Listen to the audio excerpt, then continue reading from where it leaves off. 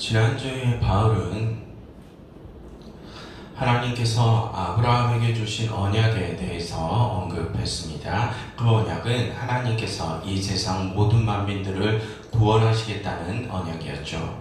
그런데 바울은 하나님께서 그 언약을 아브라함에게만 주신 것이 아니라 그의 자손, 그의 씨로부터 나온 예수 그리스도에게도 주셨다고 했었죠. 왜냐하면 하나님께 그 언약을 처음 받은 아브라함은 하나님의 그 언약을 완성할 만한 온전한 믿음을 가진 자가 아니었기 때문이라고 했습니다. 즉 하나님께서는 아브라함에게 그 언약을 주실 때부터 이미 후에 당신의 아들 예수를 통하여 그 약속을 완성하실 것이라는 계획을 가지고 계셨던 것입니다. 그 아들 예수만이 온전한 믿음을 가지고 당신의 약속을 완성하실 수 있기 때문이죠. 지난주에 바울은 그러한 가르침을 주면서 하나님께서 주신 그 구원의 언약이 율법보다 430년 전에 주어졌음을 강조했었죠. 그것은 또한 우리의 구원이 그 율법에 의해서가 아니라 오직 하나님의 구원의 언약에 의해서 이루어진 것임을 말하기 위함이었습니다. 그럼 여러분, 그렇게 우리의 구원이 하나님의 언약, 약속에 의해서 이루어지는 것이라면 하나님께서는 우리에게 율법이라는 것을 왜 주셨을까요? 여러분, 이전에 말씀드렸듯이 그 율법은 우리에게 무엇이 죄인지를 알려주는 길잡이 역할을 한다고 했습니다. 그래서 오늘 본문 19절을 보시면 그런즉 율법은 무엇이냐? 범법함으로 더하여진 것이다 라고 합니다. 즉 그 율법은 구원의 도구가 아니라 우리의 죄가 무엇인지를 진단하기 위해서 투입된 장치라는 것이죠. 그처럼 여러분, 그 율법은 우리의 죄가 무엇인지를 알게 하는 진단서의 역할을 합니다. 그런데 여러분, 그 진단서의 역할을 하는 그 율법 자체가 우리의 죄를 고쳐줄 수는 없죠. 그 진단서 자체가 우리의 병을 고치는 치료제나 의사인 것은 아닙니다. 그래서 바울은 19절 하반절에서 그 진단서의 역할을 하는 율법이 천사들을 통하여 중보자 모세를 통하여 주신 것인데 약속하신 자손, 즉 예수님이 오실 때까지만 있는 것이라고 하죠. 그 율법은 우리 죄를 직접 고쳐주실 예수님이 오시기까지 한시적으로 주어진 것이라는 뜻입니다. 그처럼 여러분, 율법은 우리의 병명, 우리의 죄명을 알려주는 진단서의 역할을 할 뿐 우리의 죄를 직접 고쳐주지는 못합니다. 여러분, 지난번에도 말씀드렸지만 그 율법은 반드시 지켜져야 합니다. 왜냐하면 그것은 하나님의 명령이기 때문이죠. 그 율법은 우리에게 우리가 행하는 행동들 중에 무엇이 죄고 아닌지를 구별하게 해주니 그 율법의 지시에 따라서 우리가 죄를 피하고 의로운 행동을 해야 하는 것이죠. 그처럼 그 율법은 지켜져야 하는 것입니다. 그래서 21절을 또 보시면 바울도 그 율법이 하나님의 약속들과 반대되는 것은 결코 아니다라고 하죠. 그런데 다만 그 율법은 우리를 능히 살 수 있게 할 수 없다고 합니다. 만약 그 율법이 우리를 살게 할 수 있다면 그 율법으로 우리가 이미 의롭게 되었을 것이다. 우리가 이미 구원을 받았을 것이다 라고 하죠. 그처럼 바울도 그 율법은 하나님의 약속과 반대되는 것이 아니라 지켜져야 하는 것이라고 합니다. 그러나 그 율법 자체가 우리의 죄를 고칠 수는 없다고 하죠. 왜 그렇습니까? 말씀드렸듯이 우리는 그 율법이라는 진단서에 적힌 우리의 모든 죄들을 우리 스스로의 힘으로 다 지킬 수 있을 만한 의로움을 가지지 못했기 때문입니다. 그래서 우리에게는 우리의 그 죄를 직접 고쳐주실 의사가 필요하죠. 그분이 누구십니까? 바로 예수님이시라는 것입니다. 오늘 바울은 그 말을 하려고 합니다. 그런데 여러분, 마지막 22절을 보십시오. 바울은 그러한 내용들, 그러한 상황들을 조금 더 심도 있는 의미를 찾아서 해석을 합니다. 여러분, 22절을 보시면 바울은 성경이 모든 것을 죄 아래 가두었다라고 하죠. 무슨 뜻입니까?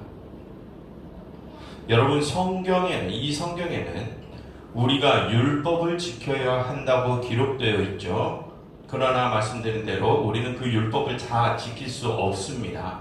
그것을 지킬 만한 온전한 믿음의 소유자들이 아니기 때문이죠. 그러니 우리는 그 율법을 통하여 우리의 모든 죄를 다 고치지 못합니다.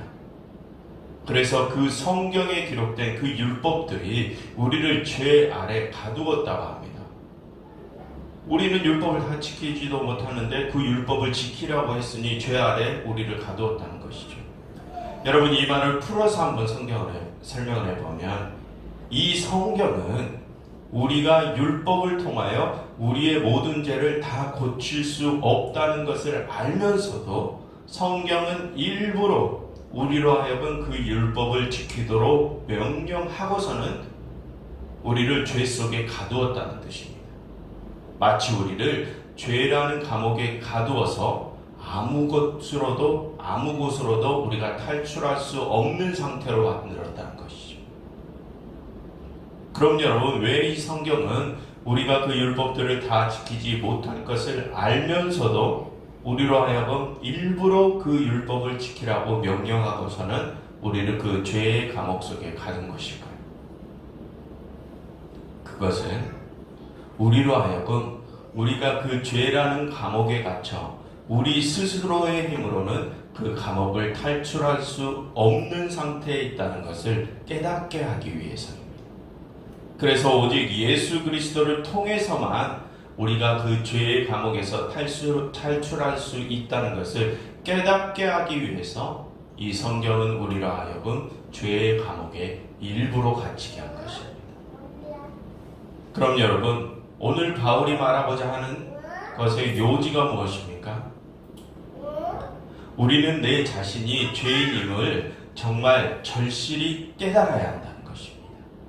그래서 그렇게 우리가 나 스스로는 그 죄를 벗어날 수 없다는 것을 절실히 깨달을 때라야 우리가 오직 유일한 탈출구인 예수님을 찾게 될 것이라는 말이죠. 그게 오늘 바울이 말하고자 하는 요지입니다. 여러분, 하나님께서는 우리에게 율법을 주셨죠. 그러나 하나님께서는 우리가 그 율법을 다 지킬 수 있다고 생각하셔서 우리에게 그 율법을 주신 것이 아니십니다. 하나님께서는 우리가 그 율법을 다 지킬 수 없다는 것을 익히 잘 알고 계십니다. 그럼에도 하나님께서 우리에게 그 율법을 주신 이유는 우리로 하여금 우리가 죄인임을 깨닫게 하기 위해서이십니다. 여러분, 그렇게 내가 죄인임을 절실히 깨달은 자만이 진정으로 하나님의 약속이신 예수 그리스도의 필요성을 절감하게 됩니다. 그리고 그렇게 내가 죄인임을 절실히 깨달은 자만이 오직 그 예수 그리스도를 필사적으로 따르게 되어 있죠. 여러분, 내가 지금껏 하나님 앞에 정말 잘 살아왔다고 생각을 하십니까? 내가 지금껏 하나님 앞에 큰 죄를 저지른 일이 없이, 그래, 이 정도면 훌륭한 신앙인의 모습으로 내가 잘 살아왔지 라고 생각을 하십니까? 그런 오만한 생각을 버리십시오. 나 자신을 그렇게 의인으로 평가하시는 분들은 절대 예수님을 온전히 따를 수 없습니다. 오직 내가 주님 앞에 더러운 죄인임을 절실히 깨달은 자라야 주님을 온전히 따를 수 있습니다. 여러분, 하나님께서 우리에게 율법을 주신 이유는 우리가 얼마나 큰 죄인인지를 깨닫게 하기 위해서이십니다. 그러니 여러분, 내가 하나님 앞에 괜찮은 신앙을 가졌다는 그런 오만한 생각을 버리시고 이 사순절 기간에 주님 앞에 죄인의 모습으로 무릎을 꿇으십시오. 그리고 간절히 주님의 구원을 간구하시고 그분만을 필사적으로 붙드십시오. 그래서 우리의 힘으로는 도저히 탈출할 수 없는 그 죄의 감옥에서 구원을 얻게 되시는 여러분들이 되시기를 간절히 바랍니다. 여러분, 이 시간 이렇게 함께 기도하면 좋겠습니다. 하나님, 저희가 죄인임을 깨닫게 해주세요. 그래서 저희가 오직 당신의 아들 말을 간절히 붙들고 나아갈 수 있게 해주세요라고 함께 기도하면 좋겠습니다.